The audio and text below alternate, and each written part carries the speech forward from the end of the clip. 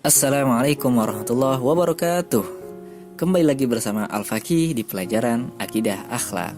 Nah, kali ini di pelajaran pertama kita ini kita akan membahas tentang akidah Islam. Sebelumnya apa kabar semuanya? Semoga kita semua dalam keadaan sehat dan masih tetap semangat buat belajarnya.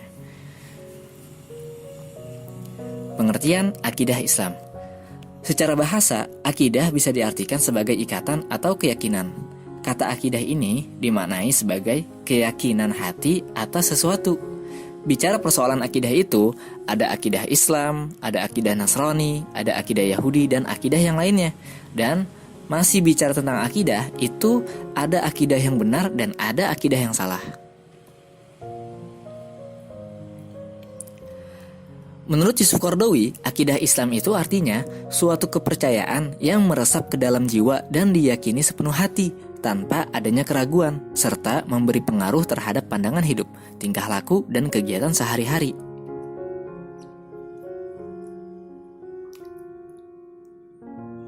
Lanjut, dasar-dasar akidah Islam ini ada dua. Yang pertama Al-Quran dan yang kedua hadis. Yang pertama Al-Quran. Di dalamnya itu mengupas permasalahan akidah Islam yang sesuai dengan kehendak Allah Subhanahu wa Ta'ala. Dan yang kedua yaitu hadis, merupakan penjabaran dari Al-Quran yang terdiri dari ucapan, perbuatan, persetujuan, sifat fisik atau budi pekerti atau biografi baik sebelum kenabian maupun sesudahnya. Nah, di dalam hadis ini, kenapa sih hadis dijadikan dasar-dasar akidah Islam? Karena di dalam hadis itu, yang pertama, segala perkataan Rasulullah merupakan wahyu. Yang kedua, Allah memerintahkan untuk patuh terhadap semua yang dituntunkan oleh Rasulullah SAW. Dan yang ketiga, hadis itu merupakan penjelasan dari Rasulullah SAW terhadap ayat-ayat yang masih umum. Bicara tujuan mempelajari akidah Islam ini tentunya sangatlah bermanfaat. Yang pertama, agar dapat memahami pedoman hidup yang lurus sehingga dapat membedakan antara yang hak dan yang batil, agar segala amalnya cenderung hanya untuk Allah Subhanahu wa Ta'ala. Yang kedua, agar terjamin keselamatan hidup dunia dan akhirat karena tidak mudah terpengaruh hal-hal yang menyesatkan atau tidak terjauh dari jalan yang lurus. Dan manfaat yang kedua, tujuan yang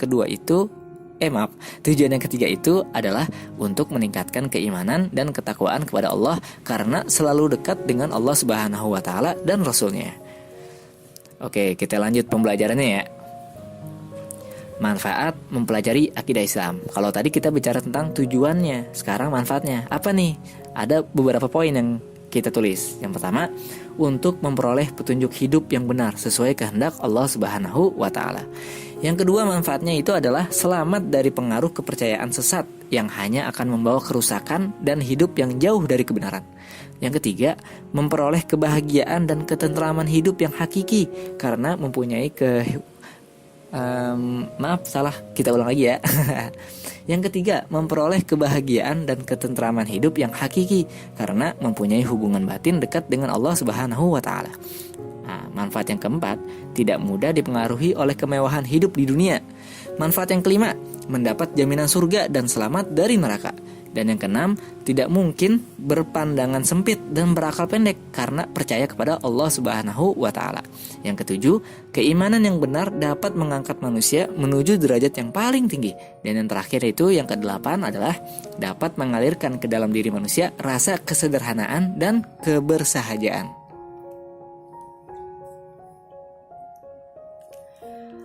Lanjut, perilaku yang sesuai dengan nilai-nilai akidah Islam.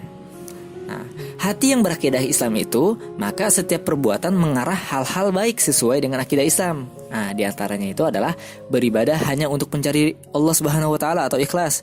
Kedua, ibadah dengan sungguh-sungguh dan niat hanya mengharapkan ridha Allah Subhanahu wa Ta'ala. Yang ketiga, selalu meningkatkan ketaatan kepada Allah Subhanahu wa Ta'ala dan menjauhi segala larangannya. Dan yang keempat, selalu berusaha meningkatkan mutu peribadatan dan amal soleh sesuai dengan akidah Islam.